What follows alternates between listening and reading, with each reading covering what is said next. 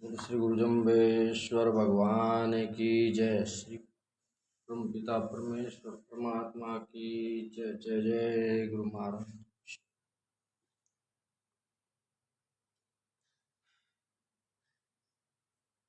तो नमस्कार सभी श्रोतागणों को। और मैंने 2 पार्ट गुरु जाम्बोजी शब्दवाणी के बनाए। आज तीसरा पार्ट बना रहा हूँ, जिसमें श्री गुरु जम्बेश्वर भगवान की जीवनी के बारे में बताया गया है। हंसा लौट ने कहे सुनो बात चितलाए, बालक मोटो बोले नहीं कोई जतन कराए। अर्थ श्री जम्बेश्वर भगवान बाल्यावस्था में मौन वृत्ति से ब्रह्म चिंतन करते थे। माता हंसा को यह देखकर चिंता हुई कि बालक गूंगा न हो। एक दिन माता हंसा ने चिंता करते हुए कहा कि अपने बालक की अवस्था बहुत हो चुकी है, परंतु वह दूसरे बालकों की तरह न बोलता है, न झगड़ा करता है, न रोता है। अतः आप किसी योग्य व्यक्ति के पास जाकर कहें कि वह हमारे बालक को ठीक कर दे। हंसा माता की बात सुनकर लोहट जी ने कहा, नागौर में एक ब्राह्मण है, बात सब ऐसे कहे, ईश्वर की सेवा गहे, ताहि लाऊं जाए के। कुंवर यही सुनाऊं मन माही आई, शहर में जाए ब्राह्मण ही, सुनाए के वृत्तांत सुनियो यही बात सब यही कही, बालक बुलाऊं सही दाम लागे धाय के। लोहट मन में ये धारी, गऊ देऊं देव प्यारी, अब कारज सुधारो चित बुद्धि लाए के।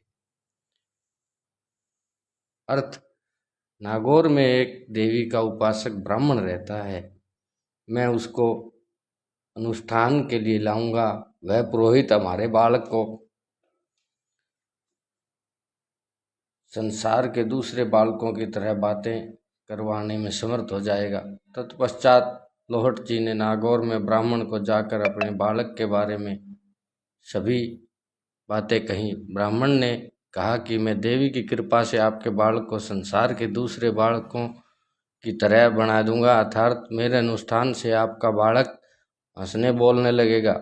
श्री जम्बेश्वर भगवान परम पुरुष थे, अतः वे संसार के बालकों की तरह हंसना बोलना रोना आदि नहीं करते थे।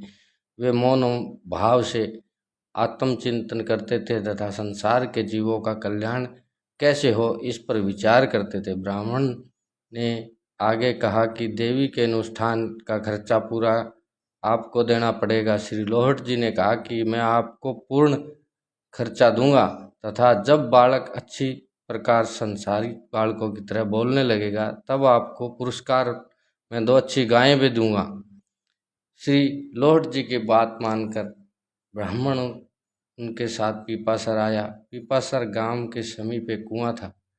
वहीं पर जल तथा मंत्रों से भूमि को पवित्र कर पुरोहित ने अपना आसन लगाया। तत्पश्चात मिट्टी के दीपक तथा एक कच्चा घड़ा मंगवाया। दीपकों में घी डालकर चौमुखा बाती बनाकर जलाना प्रारंभ किया। वहां पहली आश्चर्यजनक बात यह हुई कि ब्राह्मण जिन दीपकों को जलाता था वे तुरंत ही बुझ जाते थे। श्री जम्बेश्वर भगवान ने समीप ही बैठे थे। इस प्रकार बहुत देर हो गई तथा गांव के बहुत से बाल वृद्ध युवा तथा स्त्रियां वहां एकत्रित हो गए। ब्राह्मण खेद पूर्वक देवी का स्मरण करता हुआ दीपकों के जलाने में लगा हुआ था तथा जनता से कहता था कि यदि दीपक जल जाए तो बालक अवश्य बोलने लग जाएगा। थोड़ी देर बाद दूसरी यह आश्चर्यजनक घटना हुई कि श्री जम्बेश्वर भगवान ने अपने आसन से उठे तथा कच्चे घड़े में कच्चा सूत का धागा बांधकर कूप से एक करवा जल निकाला। उस जल को थोड़ा थोड़ा सभी दीपकों में डाल दिया। दीपकों में जल पड़ते ही तीसरी आश्चर्यजनक घटना यह हुई कि सभी दीपक अपने आप जलने लगे। इसके उपरांत ग्रामवासियों ने कहा कि ये पुरोहित, आप कहते थे कि दीपकों के जलने पर बालक संसारिक बालकों की तरह बातें करने लगेगा, सो आपका कथन असत्य हो रहा है, क्योंकि दीपक जल चुके हैं, फिर बालक पर किसी देवता की अथवा यक्ष की छाया हो। यहाँ ध्यान देने की बात है कि पंडित देवी का उपासक है। परमात्मा के आगे माया उसी प्रकार दिखाई नहीं देती अथवा नहीं रहती जिस प्रकार सूर्य के सामने अंधेरा दिखाई नहीं देता अथवा नहीं रहता।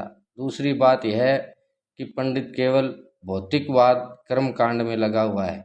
अतः श्री जम्बेश्वर भगवान ने कहा, पंडित जी से कहा, रे अज्ञानी, तुम केवल भौतिक सुख के लिए इतना ढोंग क्यों कर रहे हो?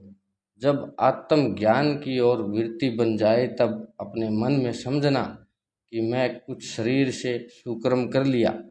तदुपरांत परम पुरुष परमात्मा ने पंडित तथा जन समुदाय की भलाई के लिए पहला शब्द ज्ञान का उपदेश सुनाया।